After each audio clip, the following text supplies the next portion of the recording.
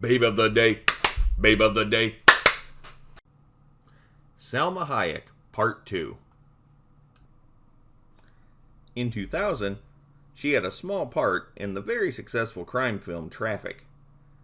It's notable for the fact that one of its stars was Catherine Zeta-Jones. During the 1990s and 2000s decades, these two women were perceived by many as the hottest, most popular Latina actresses. The joke of it is that Catherine wasn't Latina at all, and if you're speaking about it in purely ethnic terms, Salma was half Lebanese. But during this time period, they were the two bigs. I love both actresses, but their paths rarely crossed. Truthfully, as much as I like Salma Hayek, she started doing a lot of movies, beginning in the late 1990s, that I feel were below her talent. Sometimes they were successful, but most of them were largely ignored. When Salma did Frida in 2002, it was a pretty large shift from anything she had done before. It was a biographical film about a troubled artist, with a unibrow. I'm not saying it was wrong for her to do a dramatic film, just not this one. First of all, it's about a person a lot of people weren't familiar with. Second, it's pretty darn dreary.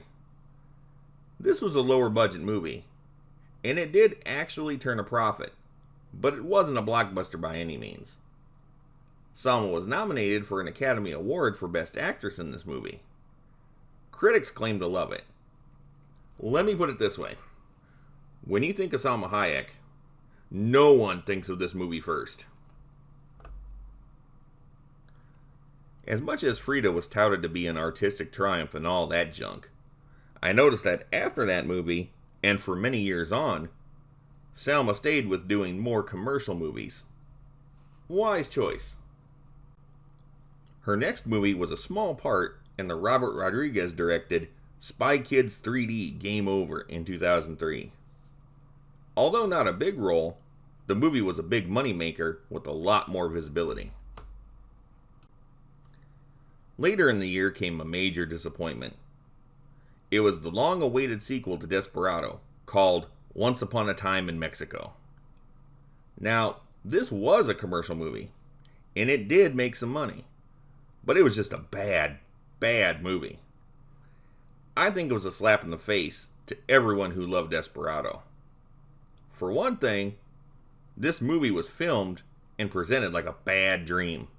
A lot of it didn't make sense. Salma's character, Carolina, who we love in the previous movie, was killed before the events of this movie, so every time we see her, it's a flashback sequence. I don't like the idea of her character being dead. It was totally unnecessary and harsh.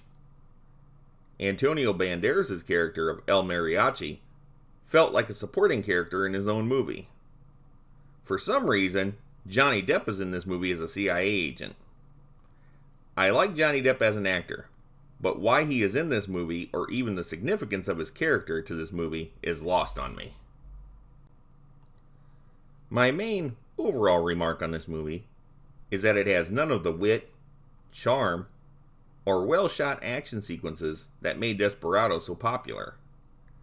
I accept Desperado as the end of the El Mariachi story. I disavow Once Upon a Time in Mexico. The only good thing I can say about it is that Salma Hayek still looked as great as ever. After this, in 2004, Salma was one of the three major characters in the action film After the Sunset. I thought this was a good movie. Pierce Brosnan and Woody Harrelson were the other leads. It was a heist film, colorful and upbeat, with interesting plot twists. For whatever reason, the movie just didn't do that well in theaters and barely made back its budget. It's a good movie though, and should have earned Salma more praise than it did. Starting with After the Sunset, and for a while, Salma had a definite dry spell and was in some real bombs. The most notable of these was Banditas from 2006, a Western action comedy co-starring Penelope Cruz. Odd enough, This is one of those movies that became a guilty pleasure for guys when it came out on DVD. Whether they liked the movie or not, the idea of two sexy Mexican women running around having adventures was too tempting of an idea to pass up. In 2009, towards the end of her dry spell, Salma married the French billionaire François-Henri Pinault. They have a daughter together. Salma's next commercially successful movie, after Once Upon a Time in Mexico from 2003, was the comedy film Grown Ups from 2010. Grown Ups was an awesome movie that brought so many funny guys from the 1990s together. Salma Hayek played the wife of Adam Sandler's character in the movie, and she was great in it. She was a likable, important character throughout the whole movie, but there was a highly memorable swimsuit scene. Yep, she still had it. This movie was a massive financial success. She reprised her role of Roxanne in the 2013 sequel Grown Ups 2, also a big success. In 2011, Salma did a different kind of movie, but still very commercial, that was a mega success. This was the computer-animated Puss in Boots. It was a take on the classic Puss in Boots children's story, but more importantly, it was a spin-off of the popular Shrek movies, in which the character appeared. The commercial appeal of this movie was well planned. Antonio Banderas as Puss in Boots was like his famous turn as Zorro. Salma Hayek, his co-star from Desperado, was his female counterpart and love interest, a character by the name of Kitty Softpaws. Along with other famous people doing voices, and the popularity of the Shrek franchise behind it, this movie was a major crowd pleaser. Between Grown Ups and Puss in Boots, Salma Hayek was back on track in a big way. She has always worked steadily. Some movies were more successful than others, but she definitely had star power. In 2012, she played the love interest of Kevin James in the comedy movie Here Comes the Boom. The movie was modestly successful in theaters, but absolutely hilarious. I think Salma is at her best when she's playing funny or charming characters. It looks like, to me, that she enjoys herself more when she's doing comedy than her dramatic roles. After Grown Ups in 2013, Salma has still worked, but she just hasn't done a lot of stuff that resonates with audiences. She was the wife of Samuel L. Jackson's character in the action comedy The Hitman's Bodyguard from 2017. She was also in the sequel to this movie from 2021, but it flopped hard. In 2021, she was one of many people in the superhero film Eternals. I know this movie was supposed to have made some money, but I've never heard people talk about it. At all. And let's just say that it didn't reach the Avengers heights of fame. In 2022, Salma returned for the sequel of Puss in Boots called Puss in Boots: The Last Wish.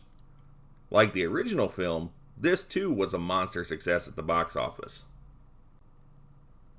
When it comes to television, she has made a number of appearances over the years, but it really hasn't been her medium since her early days in Mexico.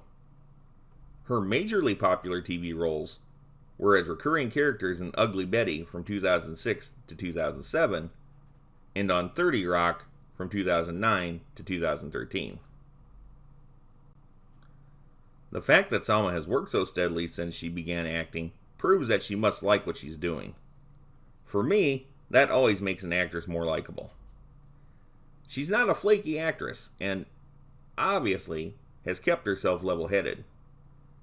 Every performer has their hits and misses, but people remember Salma's successes much more than her failures. With her beauty and humor, she plays likable women that audiences want to see over and over again. This is what makes her a smoking hot babe of the day, babe of the day.